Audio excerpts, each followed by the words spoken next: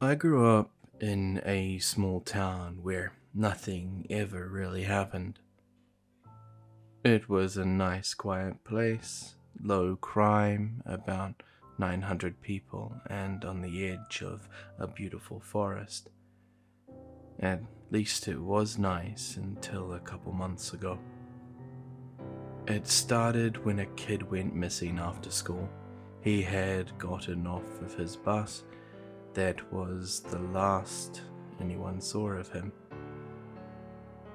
Of course, a huge investigation occurred, and rumors were being spread, but nothing ever really came of it.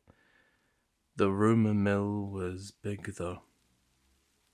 You see, even when I was a kid, there was a rumor about something that would take people into the woods and eat them. Parents used to say it to scare their kids into coming home early. So I didn't really believe in it. Although it was said that any time something like that happened, a horrific scream would come from the forest, but I never heard it, at least not until after that kid went missing. I was walking downtown when a screeching noise came from the forest, almost like an old broken tornado siren screeching out its last life. I looked around to see if anyone else could hear it, but no one else was around. Almost like the town was empty. Then, when the sound ended, people were exiting stores and acting as though nothing happened. Although one person came up to me and said, "You heard that, right? You have to tell me that you heard that." I did. What was that? It was the scream of someone who became lost. Became lost? What do you mean they became lost? Can't talk anymore. They're watching. Don't trust anyone.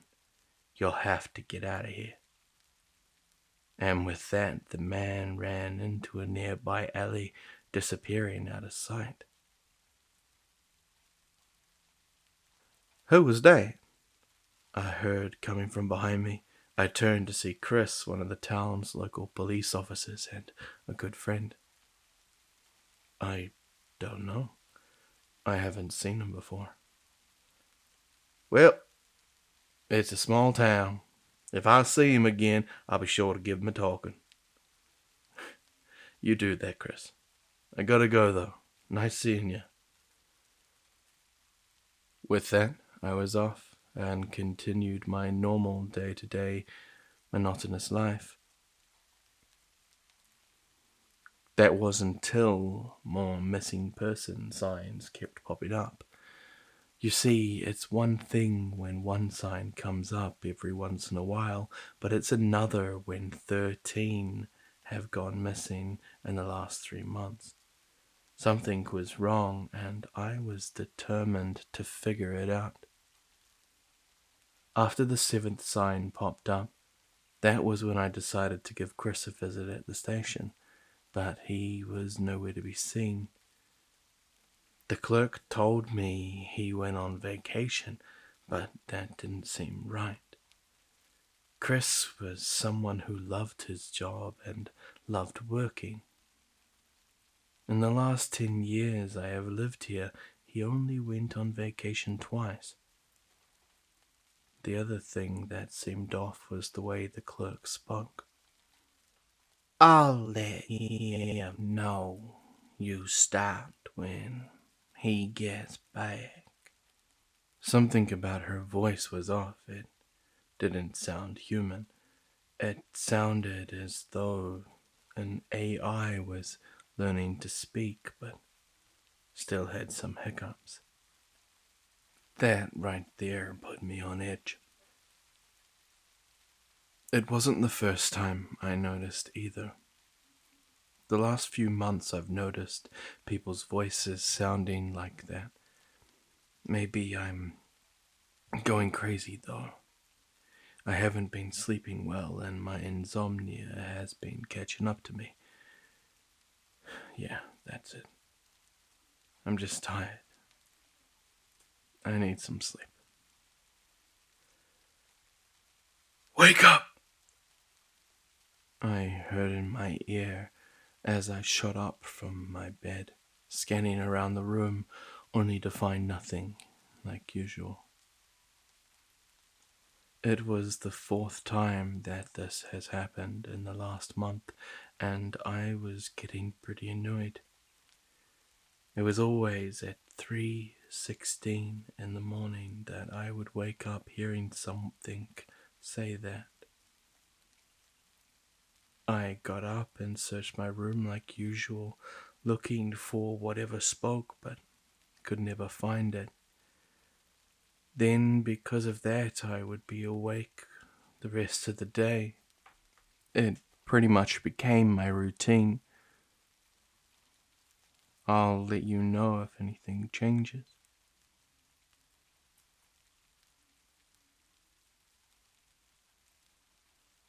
It's November 2nd, and the weather is getting pretty chilly outside.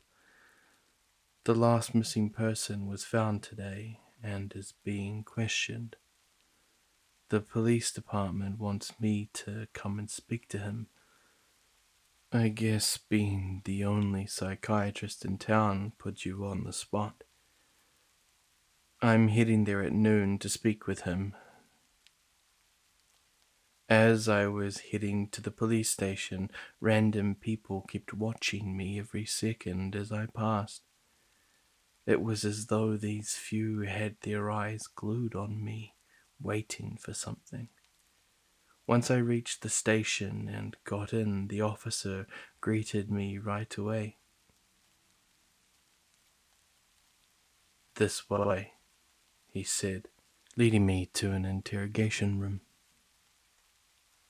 "What's his name?" I asked. "Greg Farlick," the officer replied, opening the door.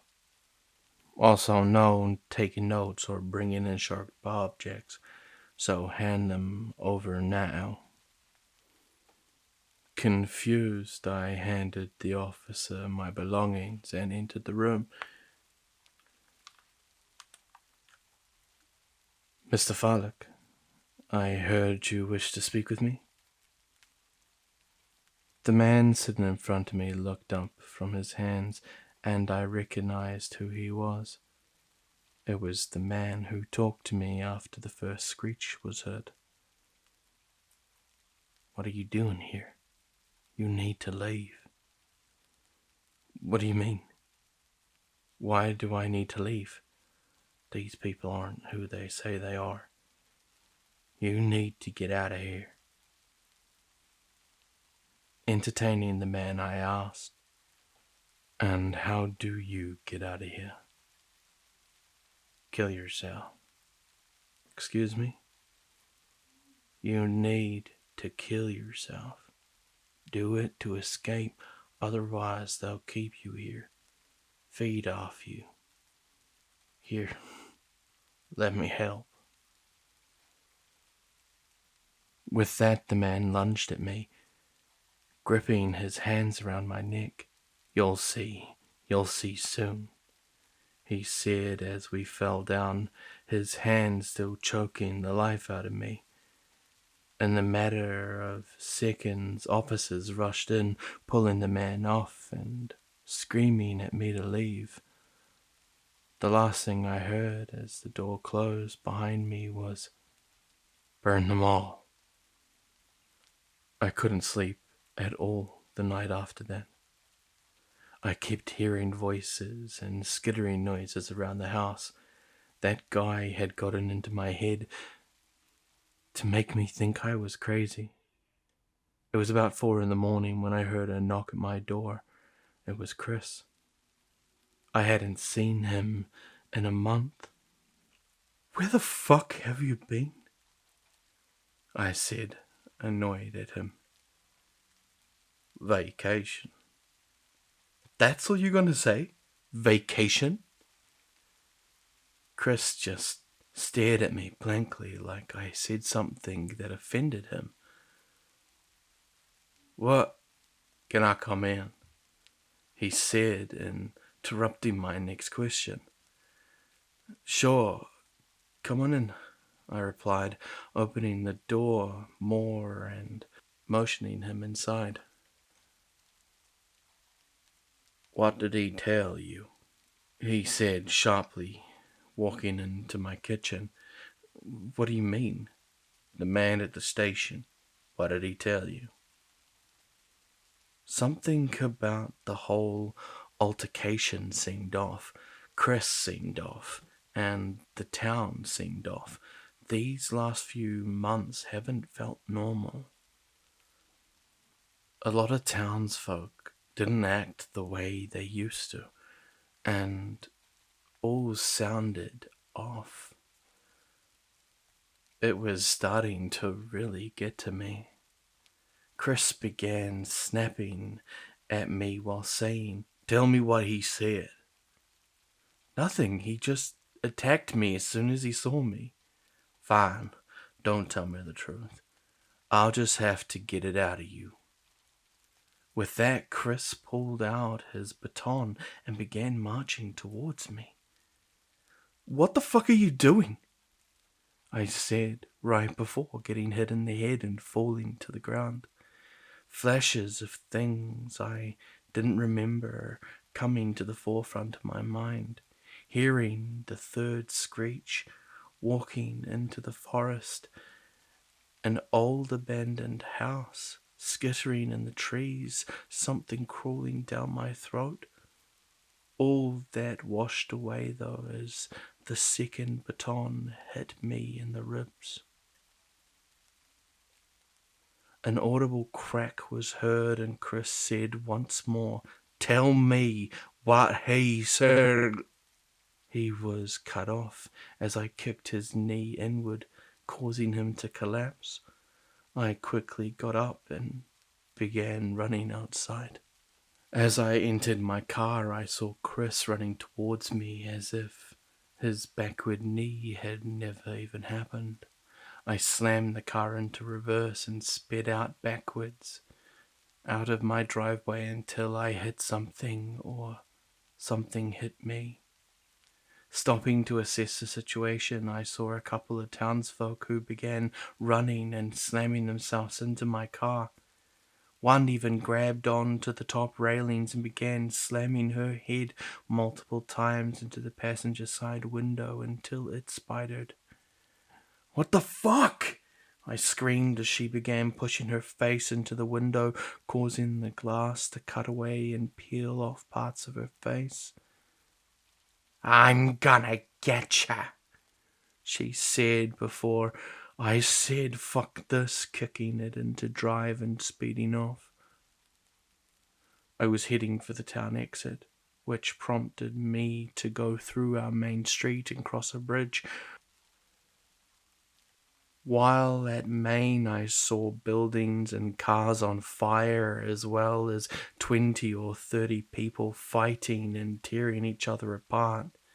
More of them ramming themselves into my car or in the front of it, hoping to stop me. "What the fuck is going on?" I screamed as a man threw a brick at my car, shattering the windshield. "I just need to get to the bridge," I kept saying to myself to get me through the carnage. It was another minute or so and I was there. But boy, was I in for a surprise. As I reached the middle of the bridge, cop lights appeared on the other side. They created a barricade. I decided to kick it into reverse, but as I looked in my rearview mirror, I saw Chris's cruiser along with 20 bloodied up townspeople behind him. Fuck, fuck, fuck! What do I do? What do I do? What do I do? I said to myself, trying to think of a situation. "Come on, it's not that bad here. Come back to town and we can sort this all out." I heard over the intercom. It was Chris's voice. We can make you forget all this ever happened. Just come out with your hands up. That was it. I lost. There was nothing I could do. I was trapped and wanted this all to be over. Wake up! I heard in my ear as I shot up from my bed, scanning around the room, only to find nothing like usual. That was the 5th time that it has happened in the last month, and I was getting pretty annoyed. It was always at 4:16 in the morning that I would wake up hearing something say that. I got up and searched my room like usual for whatever spoke, but could never find it. Then, because of that, I would be awake the rest of the day. It pretty much just became my routine. Something was off, though. I looked at my clock again. 3:16. That's not right. It just said 4:16. With that, flashes of the previous night came to mind. Chris hitting me, that lady peeling off her face in my window, and then waking up. It's not right. Nothing's right. What is this place? I said to myself before falling asleep again. Wake up! I heard in my ear as I shot up from my bed, scanning around my room only to find nothing like usual. That was the 3rd time that this had happened in the last month, and I was getting pretty annoyed. It was always 2:16 in the morning that I would wake up hearing someone say that. I got up and searched my room like usual, looking for whatever spoke, but I couldn't find it. Then, because of that, I would be awake for the rest of the day. It pretty much just became my routine. Wait, 2:16. I said to myself, that's not normal. Previous nights of fears began flashing in my head. Me heading into the woods, something crawling down my throat, Chris hitting me, bridge, death. As I stood up, I suddenly felt dizzy, almost falling on the floor. Stay awake, I said to myself, pinching my neck to keep me awake. Honey, come back to bed. I heard call out from behind me. I will in a minute, sweetie. Just going to the bathroom. I called out of impulse. As I finished up in the bathroom, I looked in the mirror and saw handprints on my neck. How did those get there? I said as I stroked them. Honey, I heard from the doorway. What are you doing? Sorry, I was just checking. As I looked back at the mirror, the marks were gone as if nothing happened. I'll be going to bed in a sec. She giggled as she walked away towards the bedroom. Something wasn't right. I needed to figure out what was happening, but not after some rest. I awoke, standing on the ledge of the bridge, cops on one side, bloody townspeople on the other, Chris's voice over a megaphone again. You don't know what you're doing. You'll kill us all. Just step down, and we can make you forget. Contemplating for a second, I stepped back, half a step. Previous nights flashing through my head. That's it, man. It'll be okay. No, I said as I launched myself off the bridge. They say the first thing you think of when you jump is regret. Boy, is that right. Feeling myself fall faster and faster almost made me pass out until I awoke, groggy in a dark room, barely able to comprehend what was going on. Skittering on the floor and screeching noises happened, but as I focused more, I saw a tube pulsating out from off me, going up to something in the ceiling. Shitty thing is that the tube was also down my throat. Gagging, I slowly reached up and grabbed it. As soon as my hands touched it, I heard a little shriek that began to get louder and louder as I pulled the tube out. The thing must have been 5 feet long until it finally came plopping out. I still had one hand on it as it lunged towards my mouth again.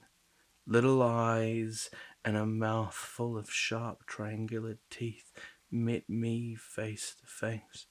I squeezed harder and threw it to the ground before stomping on it. Once I was done, I looked around and saw it was a basement full of people. At least 40, all either sitting or leaning against the wall, white tubes down their throat. Sadly, I can't say I went and saved all of them. I don't think I could have. The majority of them all looked almost mummified. Some pretty much were. Skittering could be heard coming from a room across from me. Little creatures poured in through the doorway, making their way towards me. The screeching and squealing was almost unbearable. Looking around, trying to find a way out, I saw something that made my heart drop. It was Chris. Although he looked a lot older than the last time I saw him, his beard was unkempt, his uniform was almost black from dust. My saving grace. Once I reached him, I began shaking him profusely, but to no avail. I'm so fucked, I said, right before my eyes met his service pistol. I grabbed that and began shooting at the mass heading towards me. I hit a few, heard screeches, and the rest scurried their way out of the room. You need to stop, I heard coming from across the room. I turned to see an almost mummified man sitting on what appeared to be a throne made of I don't even know what. As I looked around, I noticed all the tubes led into one central mass, and that central mass had a tube leading to that thing. You'll doom our whole species, it spoke again. Why should I care after what I just discovered? You are not supposed to wake up. You were supposed to feed us for years to come. We only take when need be. But when others come looking, we like to feast. What are you doing to these people? Feeding. Feeding of what? Emotions. They are a delicacy. The only sad thing is we have to virtually make husks of you. How about this? You leave and never look back. By the time you find civilization and get them to come back, we will be gone. You'll be deemed crazy, and I will be sure to find you again. Or you can bring me a replacement and help feed us until we are strong enough to take over, and you will be spared. The choice is yours. I stood there, thinking for a second before, almost out of instinct, raising the gun and shooting the beam multiple times. Screeches and rumbles could be heard all around. The bulbous in the center of the room shook, and the creatures from earlier were coming back. Wrong choice, the being said before it fell limp. I looked around eagerly to try and devise a plan, but nothing was coming up. Burn them, I heard Greg saying in the back of my mind. I looked to Chris's service belt to see his flare gun. I grabbed that and pointed at the mass on the ceiling, firing the only shot I had into it. A deafening scream rang out, causing me to drop to the floor, holding my hands over my ears until I passed out. I awoke in a hospital bed, covered in bandages and loud ringing in my ears. "Nurse, he's awake," I heard a familiar voice say. Looking up, I saw that same malnourished Chris I saw in the basement looking at me. "Where am I?" I asked, sitting up slowly. "Careful, man. Don't get up too fast. You've been out for a while." "I thought you were dead." "No, I woke up to that screeching and dragged your ass out before the whole building collapsed." "What was that in there?" "It said it was feeding on us, and that..." "Are there any more survivors?" "Just us. Believe I tried, but the building was so old that the flare you shot caused the place to light up like gas on fire. I barely had time to pull that tube out and carry you out before it collapsed." "What about the man in there, the mummy-looking guy? Did you see him leave?" "What mummy-looking guy?"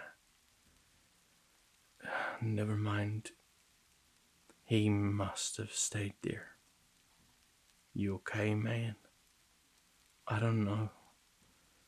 I'm just glad to be out." "Yeah, same here."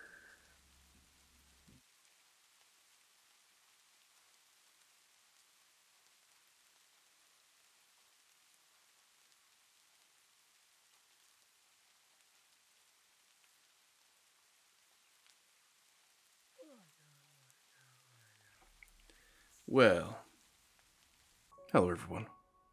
Grim here. I hope you have enjoyed today's terrifying tale.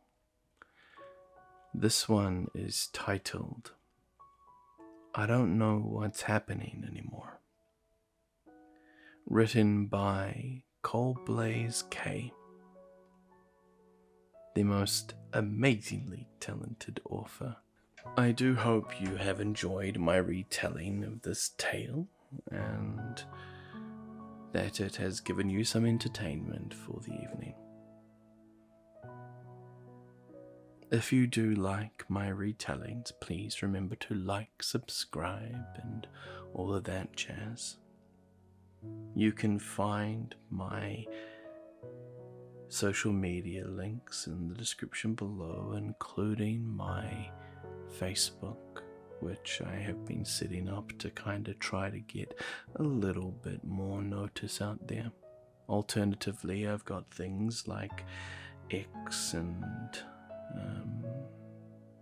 Pinterest. I don't know, I'm just trying to remember them all. But anyway, I hope you've enjoyed, as I said, and that you remain safe wherever you are. I hope that you have an amazing night or day, and as always, I'm Grim, and I'm, well, signing off.